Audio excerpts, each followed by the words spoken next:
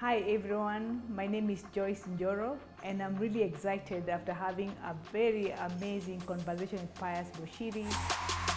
I've shared my story and I've given a lot of details, and this is not for me, but for many other people who need encouragement and inspiration to take decisions, financial decisions for their life as early as possible. So I hope you enjoy it. So, the 1 shilling you're saving every day in a purse hidden somewhere, secret in the house, when would you spend it? Would it be like the end of the term or? When you need something, like if you want to buy yourself something, then you can buy. Yeah, it's just small things that you need to buy, not even anything significant. Who used to buy you clothes? My father did. So he bought the clothes? He bought us clothes, yeah. I see. Yeah. Interesting. Yeah, and maybe if I said I needed money for anything, he would have given me. Yeah. But I just didn't ask. Yeah.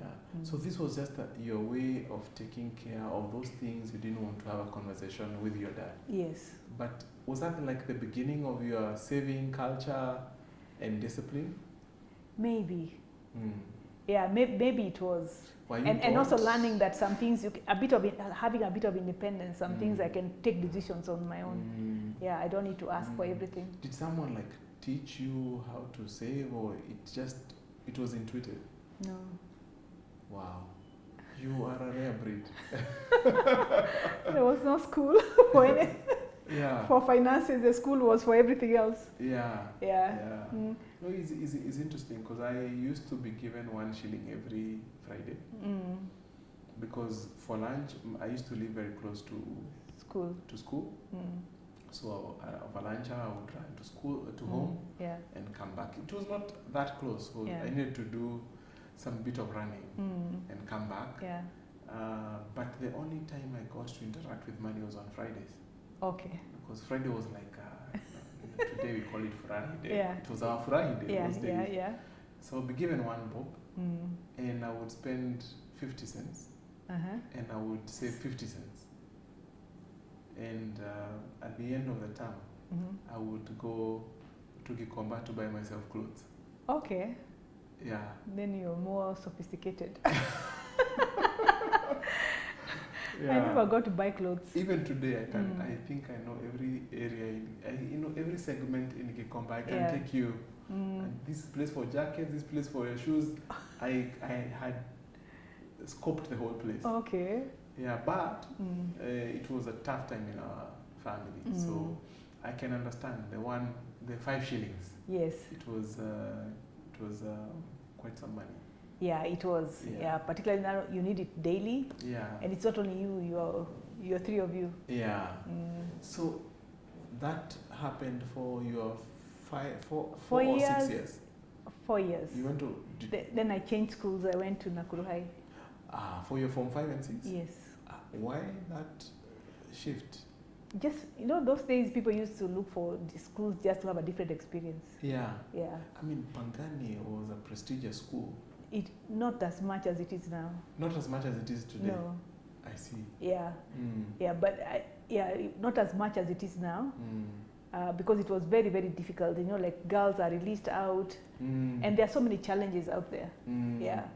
So very many, by the time you get to the 4th form, a lot of them have dropped out along the way. Yeah. I mean, whenever I think about Pangani girls, I think of the bridge. The bridge was not there. The bridge was not there? Yeah, because it's there because of the hostels. Yeah. On the road. Yeah, we had to cross. That. We used to cross and commute.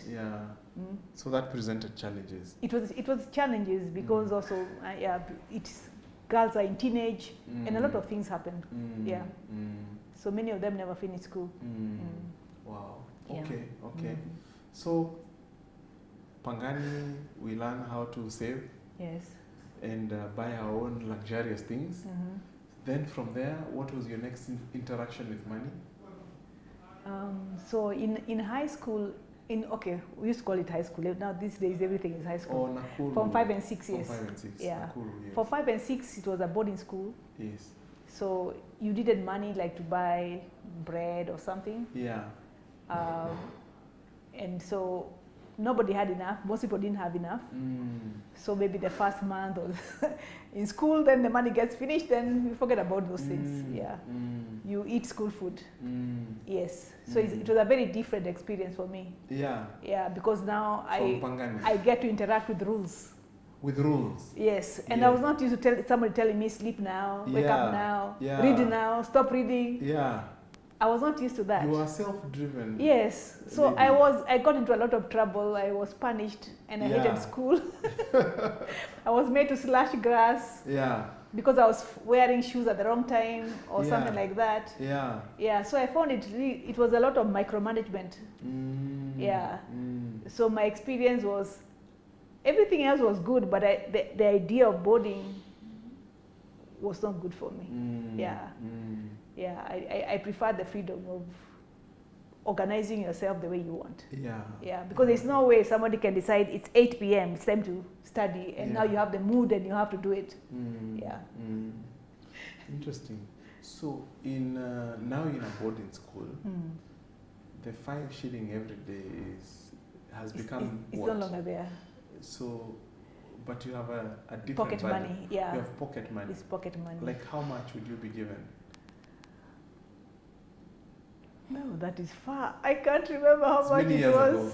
Yeah, I can't remember how much the pocket money. It was definitely several times of. Yeah, it was more because we didn't have visiting days. Yeah. Oh, you didn't have visiting days. No. So once you're in, you're done. Yes. Yeah, you come over. I mean, you wait until the holidays. Yes. Then you come home. Yeah. Yeah, we didn't have visiting days. Yeah, so we needed to have, and I think they used to send money by posta or something like for fare. I see. Yeah. So yeah. When is the first time you touched 100 shillings with your hand and said, "This is my money"? Do you remember that? Something that I worked for. Maybe also because when I worked as a... Even given?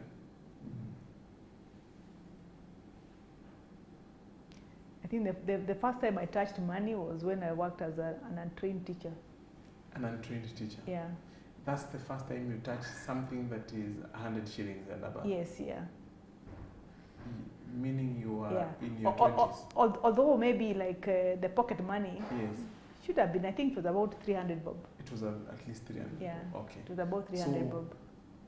We can say by the time you were in Form 5 and 6, you had at least touched some. Yes.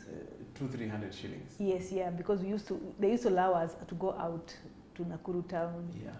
Do some shopping. Yeah. Yeah. Yeah. Just to get out and have a different scene. Yeah. Yes. And did you continue with your saving culture, or the expenses were too much? I think the expenses were too much. And the hunger was too much. The hunger was too much. Yeah. Yeah. Yeah, it was more difficult to save there. Yeah. So the things you used to buy for yourself? Now we had to buy with that money.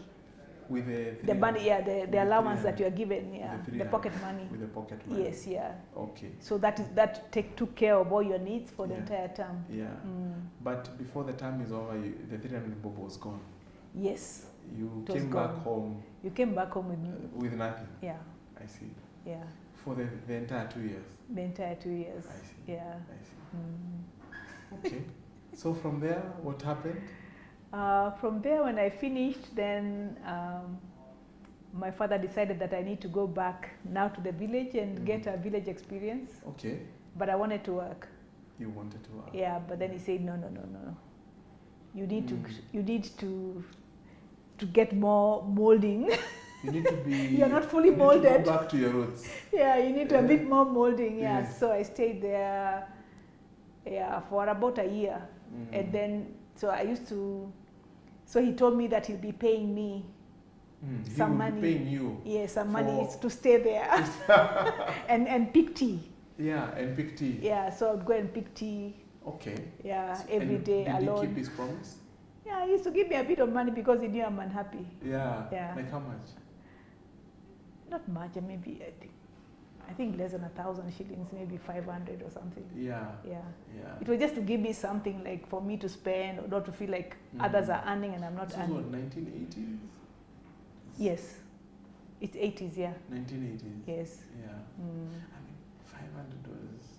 I don't. Maybe it was not 500. Maybe I'm thinking about now 500. Yeah, but it wasn't much. But I remember I went and bought a dress with that money. Yeah. And he would pay you what, like every month? Yeah, because he promised, so I used to make sure that he pays me. He pays you. Yes. For working for yourself. No, I used to pick tea. You used to pick tea? Yeah, I was working on the farm. Yeah. Picking tea, yeah. But it was not by how much I pick, because I wasn't picking much. Yeah. Did that incentivize you in any way? No. Because it didn't change. No matter how much you worked, it didn't change. No, it didn't incentivize me because I knew I could do better. Oh, you could do better. Yes. Yeah. He was underpaying you. Of course. And I could do better, something else that also is good for my career. Yeah. Yeah, so that was not... Yeah. Yeah. But again, you get to be reunited with your mom and your other siblings. Yes, yeah. How was that? For a longer period. For a longer period. Yeah. This was like the first time in a long time you were together. Because usually we used to stay over the holidays. Yeah. Yeah. But this time we were there, like, I was there for almost a year. Almost a year. Yeah, almost a year. Yeah. What did that do to you? I think it just gave me the resolve that there was something more for me. Yeah. There was something more for me than what was there. Yeah.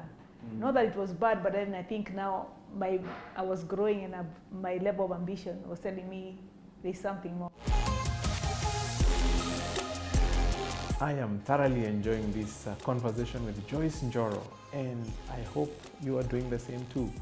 So please make sure you stay with a pen and paper, because they say a pen and paper never forgets.